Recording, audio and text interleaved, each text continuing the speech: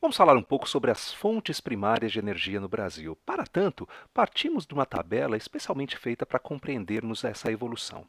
Ao observar esses dados, percebemos que ainda hoje no país há um predomínio do uso de uma fonte não renovável, que é o petróleo. Grande parte desse petróleo é extraído da Bacia de Campos, localizada no Rio de Janeiro, uma área marítima da qual o Brasil retira grande parte do petróleo que é o que utiliza.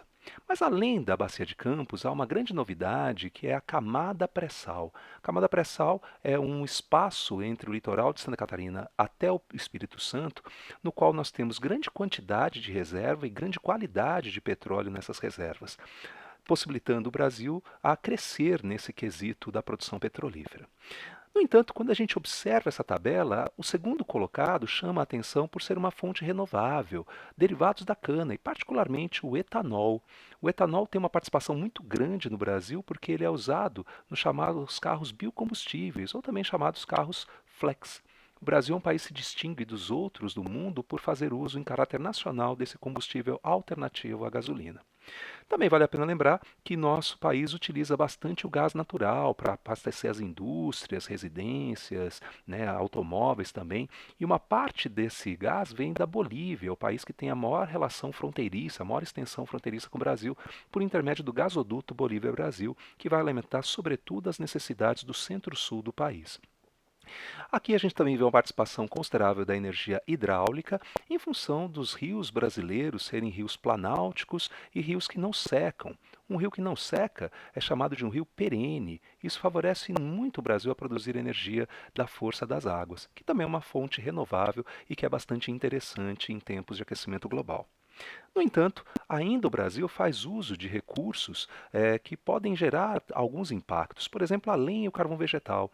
Não havendo cuidado, essa biomassa pode gerar desmatamento e ela é muito usada em atividades relacionadas à siderurgia, na feitura de algumas ligas e também em residências, comércio em geral, é possível de fazer uso desse recurso. O carvão mineral é uma fonte energética do qual o Brasil usa pouco, porque nós temos pouca qualidade e pouca quantidade de carvão. Então, nós fazemos uso para fazer o aço, as ligas metálicas, e nós retiramos esse minério fundamentalmente dos estados de Santa Catarina e Rio Grande do Sul. Por fim, nós temos aqui o urânio que alimenta as usinas nucleares do Brasil. O Brasil tem duas usinas nucleares localizadas no estado do Rio de Janeiro, na cidade de Angra dos Reis. Agora, essa oferta interna de energia ela pode sofrer alterações. Então, fazendo uma perspectiva do que pode acontecer no futuro próximo, organizei aqui uma tabelinha que vai te auxiliar muito a essa compreensão. Olha só, há uma tendência, mesmo o Brasil produzindo mais petróleo da camada pré-sal, há uma tendência do petróleo diminuir a sua participação em decorrência do crescimento de fontes energéticas renováveis, que é o caso da eletricidade, da cana-de-açúcar.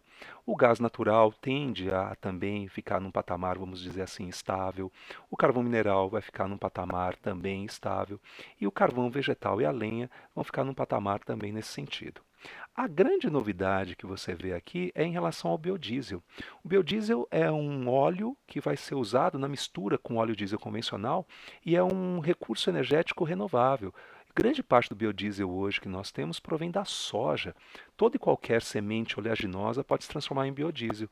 Hoje, 70% do biodiesel produzido no Brasil e que já é misturado em parte ao óleo diesel convencional vem da soja.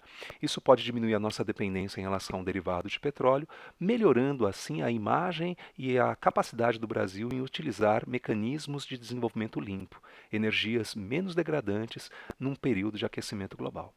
É isso.